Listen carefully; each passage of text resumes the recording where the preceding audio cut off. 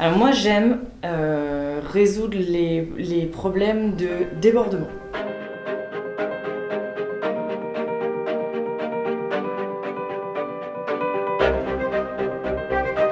La nouveauté, le changement et je dirais la transformation. Rencontrer ou d'autres personnes, rencontrer une nouvelle façon de faire, des nouveaux métiers, des nouvelles... voilà. Ma famille, j'ai un petit garçon de 4 ans qui est un vrai petit clown adorable.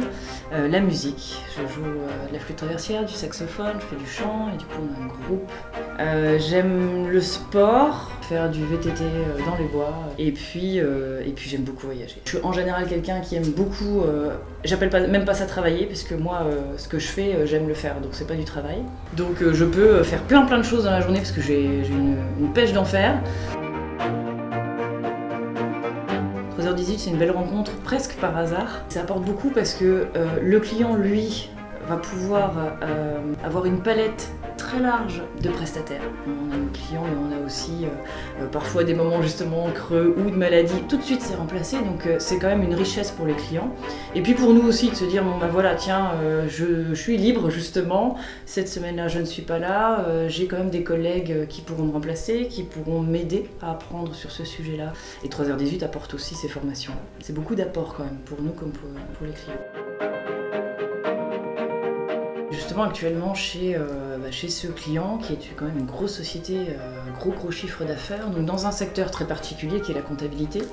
Donc on a effectivement ce client qui arrive tout d'abord avec un retard de facturation. De mémoire, au moins 300-400 000 euros de factures générées. Donc ça veut dire que c'est au moins cette somme-là qui est en suspens. Et le chiffre d'affaires, on souffre forcément. Qui entraîne un retard de recouvrement, voire qui est même déjà en parallèle avec un problème de recouvrement d'au moins 2,5 millions, 3 millions d'euros.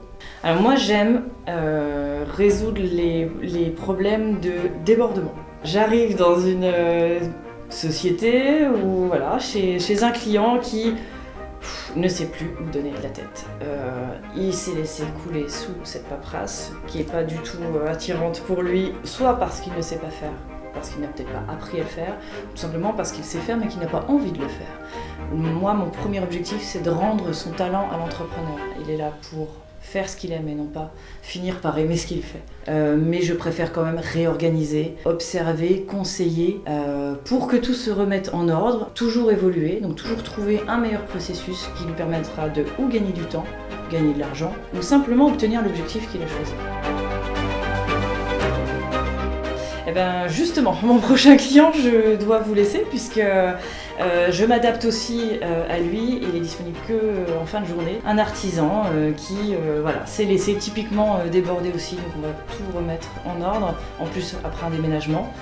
Et quand tout ça déjà sera trié, ça sera déjà un gros boulot pour pouvoir l'accompagner au quotidien.